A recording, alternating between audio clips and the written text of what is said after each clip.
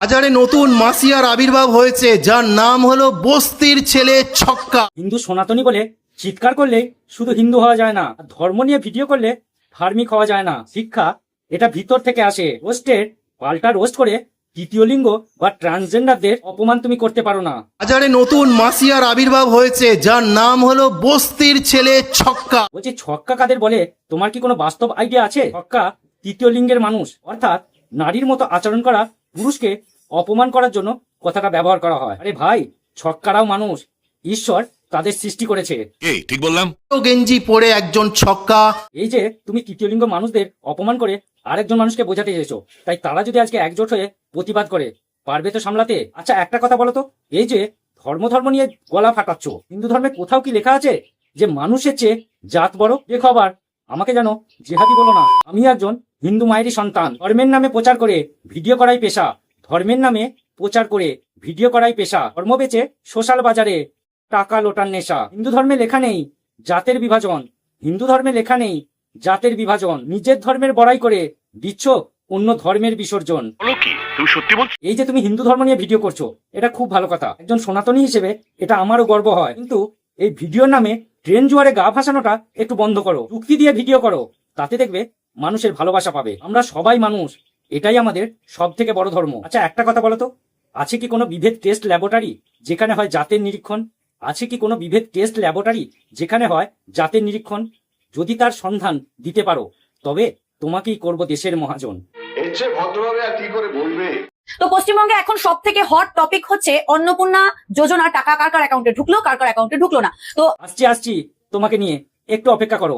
অভিনেতা রাহুল ব্যানার্জি ভগবান শ্রীরামচন্দ্র এবং বাল্মীকি মুনি সম্পর্কে নিকৃষ্ট মন্তব্য করেছে। বলছি মানুষের মৃত্যু নিয়ে ট্রেন জোয়ারে ভেসে টাকা ইনকাম করতেই হবে, তাই না? অভিনেতা রাহুল ব্যানার্জি বাল্মীকি আর রামচন্দ্রের সম্পর্কে খারাপ মন্তব্য করেছে, আর তুমি সেটাকে প্রতিবাদ করেছো, খুব ভালো কথা। কিন্তু অভিনেতা রাহুল ব্যানার্জিকে নিয়ে যে প্রতিবাদটা তুমি এখন করেছো, সেটা কেন আগে করনি? কারণ তুমি দেখলে এখন অভিনেতা রাহুল ব্যানার্জি মারা গেছে, আর তাই মানুষ এই ট্রেন জোয়ারটাকে ফলো করবে, আর তুমিও সেই টপিকটাকে নিয়ে ভিডিও বানাতে শুরু করে দিলে যাতে ভিউ হবে। তাই ধর্ম নিয়ে ভিডিও করছো, সেটা অবশ্যই খুব ভালো কথা, সেটাকেই কন্টিনিউ করো।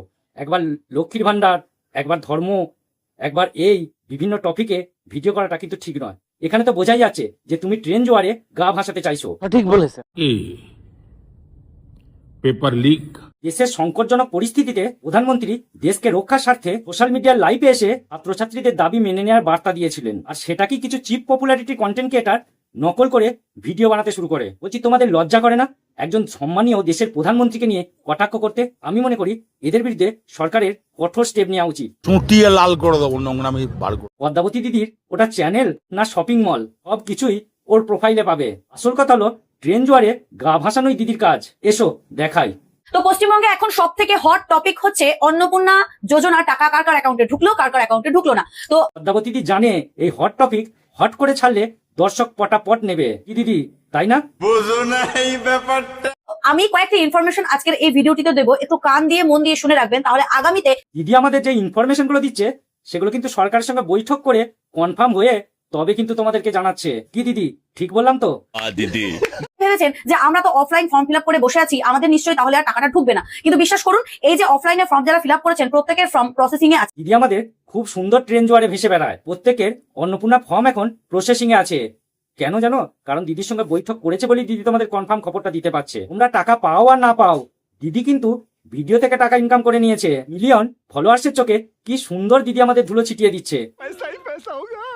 এমনিতেই সরকার এই বিষয়টা নিয়ে 90 দিন সময় নিয়েছিল, সেই 90 দিনের মধ্যে কিন্তু মাত্র 1 মাস হয়েছে। কিন্তু দিদি 90 দিন তো কেটে গেল, বলছি এবার কি ভুল তথ্য দেওয়ার জন্য দর্শকের কাছে ক্ষমা চেয়ে নেবেন? তোমরা তো আমাদের চ্যানেল সাবস্ক্রাইব করবে না, কারণ আমরা তো আর মানুষকে ভুল বার্তা দিই না, এটাই আমাদের দুর্বলতা। কিছু করার নেই, এটাই বাস্তব। দেরি হলে দুশ্চিন্তার কোনো কারণ নেই, আপনি ধৈর্য ধরে বসে থাকুন। এবার সবাই পদ্মাবতী দিদিকে বলুন, ধৈর্য ধরেও তো আমরা কেউ টাকা পেলাম না। দেখুন একটা কথা বলি, নতুন সরকার সবে এসেছে, তাই একটু সময় তো আমাদেরকে দিতেই হবে। তাই বলছি সবাই টাকা পাবেন, শুধু একটু ধৈর্য ধরুন। আর কবে পাবেন? 15ই আগস্টের পর। অবশ্যই যারা যোগ্য। আর কারা টাকা পাবেন না? যারা সরকারি চাকরি করেন, ভোটার লিস্টে যাদের নাম নেই, 25 বছর বয়সের কম আর 60 বছরের বেশি, তারা পাবেন না। পঞ্চায়েত কর্মী, পুরসভার কর্মী আর সরকারি দপ্তরে কর্মরত তারা এই যোজনার টাকা পাবেন না। অবশ্যই আপনার অ্যাকাউন্টে অন্নপূর্ণা যোজনার টাকা পেমেন্ট হয়ে গেলে একটা স্ক্রিনশট দিয়ে প্রমাণস্বরূপ মানুষকে একটা বিশ্বাসের জায়গা। হ্যাঁ, ঠিকই বলেছে দিদি আমাদের। দিদিকে এক একটা করে স্ক্রিনশট দিয়ে কমেন্ট করে যাবেন, এতে দিদির এনগেজমেন্টটা বাড়বে আর ভিডিওটাও ভাইরালের চান্স আছে। দিদির এই ভুল ইনফরমেশনে কার কতটা লাভ হয়েছে সেটা জানি না, তবে দিদির যে একটা ভালো লাভ হয়েছে সেটা খুব ভালোভাবে বুঝতে পারছি। আচ্ছা हमको सिखा रही है করেছেন, কিভাবে জমা দিয়েছেন, কবে টাকা পেয়েছেন, যদি সম্ভব হয় তাহলে কমেন্ট বক্সে ডিটেলসে লেখার চেষ্টা করবেন। সবাই যদি দিদিকে গুছিয়ে টোটাল হিস্ট্রি কমেন্ট করেন তাহলে তো দিদিরই লাভ, কারণ দিদির এই ভিডিওটা ফেসবুক সবার কাছে প্রমোট করবে। গুছিয়ে যে এত সুন্দর দর্শকের ব্রেন ওয়াশ করা যায় সেটা পদ্মাবতী দিদিকে না দেখলে বুঝতেই পারতাম না। শ্রীলেখা মিত্র মাকুনির বাচ্চা কি বলছে আপনারা শুনুন। তার শ্রীলেখাদি যেটা করেছে সেটা চরম অন্যায় করেছে, যার কোনো ক্ষমা হয় না। আর তুমি যে এই অন্যায়ের প্রতিবাদ করেছো তোমাকে সব সময়ের জন্য সাপোর্ট করি, কিন্তু অন্যায়ের প্রতিবাদ করতে গিয়ে তুমি আরেকজনের মাকে টেনেছো, এটা কিন্তু তুমি ঠিক করোনি। আব্দুল চাচার অবৈধ সন্তান নিশ্চয়ই কোনো মাকুর বাচ্চা, সিপিএম এর বাচ্চা এর মাকে ফাঁকা ফ্ল্যাটে নিয়ে গিয়ে লেনিন শেখানোর নাম করে এর মতো এরকম মাকুর বাচ্চাকে জন্ম দিয়েছে। অন্যায় করেছে শ্রীলেখা, তাই তার মাকে খারাপ মন্তব্য কেন করছো? কোনো মা তো আর চায় না যে তার সন্তান খারাপ হোক। এই যে তুমি প্রতিবাদ করছো খুব ভালো কথা, কিন্তু প্রতিবাদের নামে মা টেনে যে কথাটা বলেছো সেটা চরম অন্যায়। এই যে তুমি ভিডিও করো, তোমার ফ্যামিলি কি তোমাকে কখনো বলে দিয়েছিল যে কেউ কোনো খারাপ কাজ করলে তার প্রতিবাদ করতে গিয়ে তার ফ্যামিলিকে টেনে নিয়ে বলেনি তো?